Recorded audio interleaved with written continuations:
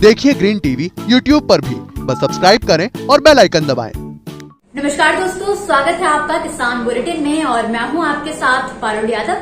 चलिए जल्दी से एक नजर डालते हैं खेती किसानी और ग्रामीण भारत की आज की बड़ी हेडलाइंस पर। 20 अक्टूबर से शुरू होगी खरीफ फसलों के पंजीयन की प्रक्रिया।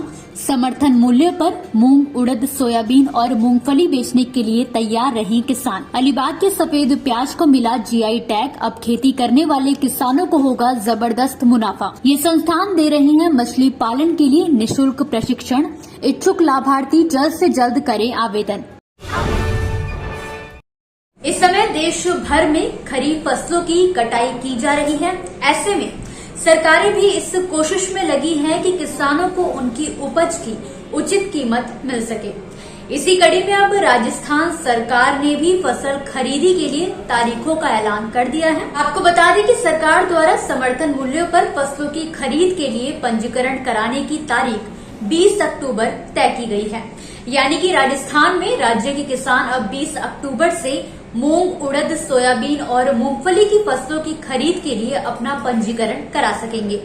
जरूरी बात यह है कि सरकारी मूल्य पर खरीद केवल पंजीकृत किसानों से ही की जाएगी, जबकि ऐसे किसान जिनका पंजीकरण नहीं हुआ होगा उनसे न्यूनतम समर्थन मूल्य पर फसलों की खरीद नहीं की जाएगी। अब बात करते हैं ऑनलाइन आवेदन की, तो किसान भाई किसान ई मित्र के जरिए अपना ऑनलाइन आवेदन कर सकते हैं। पंजीयन करने के लिए ई मित्र पर सुबह 9 बजे से शाम 7 बजे तक का समय तय किया गया है। पंजीयन के बाद राज्य के 868 से ज्यादा खरीद केंद्रों पर 1 नवंबर से मूंग, उड़द और सोयाबीन की खरीद शुरू होगी, जबकि मूंगफली की खरीद 18 नवंबर से की जाएगी। जानकारी के लिए आपको बता दें कि इस साल भारत सरकार द्वारा राजस्थान को न्यूनतम समर्थन मूल्य पर मूंग की 3,61,000 मीट्रिक टन, उड़द की 61,807 मीट्रिक टन, सोयाबीन की 2,93,000 मीट्रिक टन और मूंगफली की 4,27,000 मीट्रिक टन की खरीद के लक्ष्य की मंजूरी मिली है। तो वहीं केंद्र सरकार द्वारा साल 2021 से 22 के लिए मूंग का एमएसपी 7,275 रूपये प्रति क्विंटल, उड़द 6,300 रूपये प्रति क्विंटल, मूंगफली 5,550 रूपये प्रति क्विंटल और सोयाबीन 3,950 रूपये प्रति क्विंटल तय किया गया है। जिस तरह आलू को सब्जियों का राजा कहा जाता है, उसी तरह सब्जियों के बीच प्याज का भी एक अहम किरदार होता है। बिना प्याज के कोई भी सब्जी अधूरी लगती है और सिर्फ सब्जियों में ही नहीं बल्कि प्याज का इस्तेमाल तो सलाद, सूप और अचार के तौर पर भी किया जाता है। ऐसे में अगर इसके उत्पादन की बात करें तो प्याज का उत्पादन भारत में सबसे ज्यादा महाराष्ट्र में किया जाता है। इसके बाद गुजरात, उत्तर प्रदेश, उड़ीसा, कर्नाटक, तमिलनाडु, मध्य प्रदेश, आंध्र प्रदेश और बिहार भी इसके प्रमुख उत्पादक राज्यों में शामिल है। इसी कड़ी में अब अलीबाग के सफेद प्याज को जीआई टैग भी मिल गया है। आपको बता दें कि साल 1983 के आधिकारिक गजट में अलीबाग के सफेद प्याज का जिक्र किया गया था। इस प्याज में जो औषधीय गुण पाए जाते हैं उनका इस्तेमाल दिल के रोग, कोलेस्ट्रॉल कंट्रोल और इंसुलिन बनाने के लिए भी किया जाता है, जिसके चलते ही अलीबाग के ही कृषि विभाग और कोंकण कृषि विश्वविद्यालय ने 15 जनवरी 2019 को इसके जीआई टैग के लिए आवेदन किया था, जिसके बाद इसी साल 29 सितंबर को पेटेंट पंजीयक के मुंबई कार्यालय में प्रस्ताव की जांच की गई और अलीबाग के सफेद प्याज को जीआई टैग देने का फैसला किया गया। जीआई टैग मिलने के बाद अलीबाग की मशहूर सफेद प्याज को अब न सिर्फ पूरे देश में एक अलग पहचान मिलेगी, बल्कि इसके बाद अब इसकी इंटरनेशनल मार्केटिंग आसान हो जाएगी। जानकारी की माने तो सफेद प्याज की प्रति एकड़ फसल से करीब 2 लाख की औसत आमदनी होती है, जिससे किसानों को सीधे तौर पर मुनाफा होता है। ग्रामीण क्षेत्रों में रोजगार और किसानों की आय में बढ़ोतरी करने के लिए सरकार द्वारा अक्सर खेती के साथ साथ पशुपालन, मछली पालन आदि करने की सलाह दी जाती है। इसी कड़ी में अब बिहार सरकार द्वारा किसानों को परंपरागत खेती के अलावा पशुपालन, मछली पालन और बागवानी को बढ़ावा देने के लिए योजनाओं के साथ ही प्रशिक्षण देने का फैसला भी लिया गया है। इसके तहत राज्य में मछली पालन के लिए इच्छुक किसानों को प्रशिक्षण देने के लिए उनसे आवेदन भी मांगा गया है। अब बात करेंगे प्रशिक्षण की, तो ये प्रशिक्षण पूरी तरह से मुफ्त होंगे। मत्स्य पालकों की मछली पालन के संबंध में राज्य के अंदर और राज्य से बाहर प्रशिक्षण दिए जाने की योजना है। इतना ही नहीं, सरकार द्वारा प्रशिक्षण के लिए संस्थानों का चुनाव भी कर लिया गया है।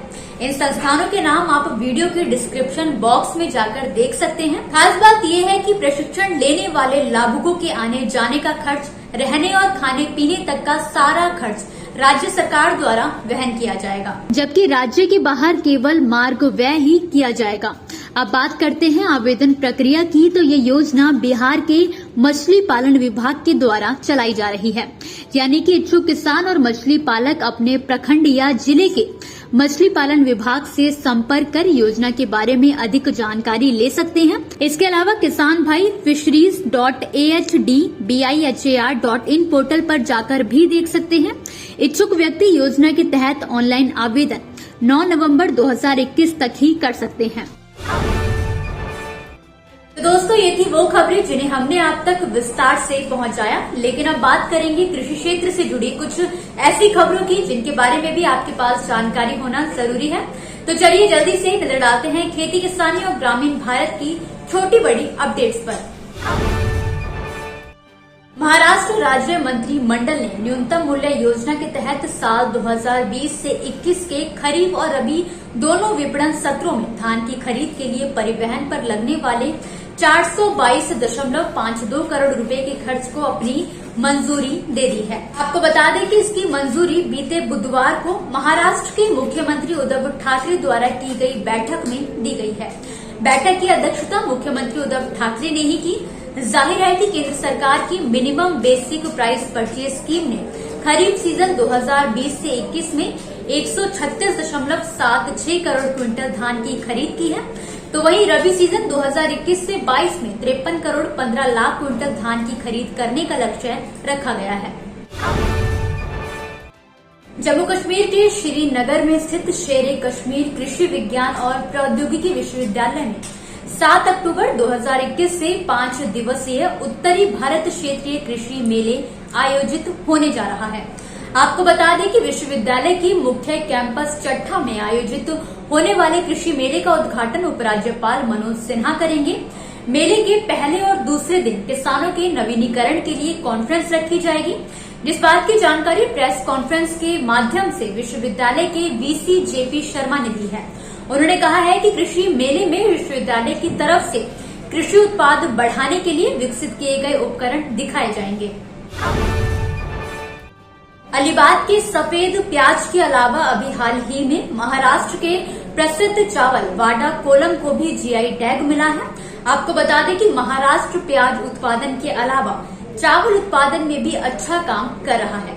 यहाँ के कोंकण नागपुर मंडल के साथ साथ कोल्हापुर, पुणे, नासिक और संभाग के आसपास के क्षेत्रों के लोगों की प्रमुख खाद्य फसल धान है। जानकारी के अनुसार महाराष्ट्र में धान को सार और धन के नाम से भी जाना जाता है। तो दोस्तों, इसी के साथ आज के किसान बुलेटिन की बड़ी खबरों में फिलहाल के लिए बस इतना ही। आप मुझे दीजिए इजाजत, कल फिर हाजिर होंगे कुछ नई और बड़ी खबरों के साथ। तब तक के लिए आप देखते रहिए ग्रीन टीवी। घर पर रहिए, स्वस्थ रहिए, अपना और अपनों का ख्याल जरूर रखिए। नमस्कार। देखिए ग्रीन टीवी यूट्यूब पर भी, बस सब्सक्राइब करें और बेल आइकन दबाएं।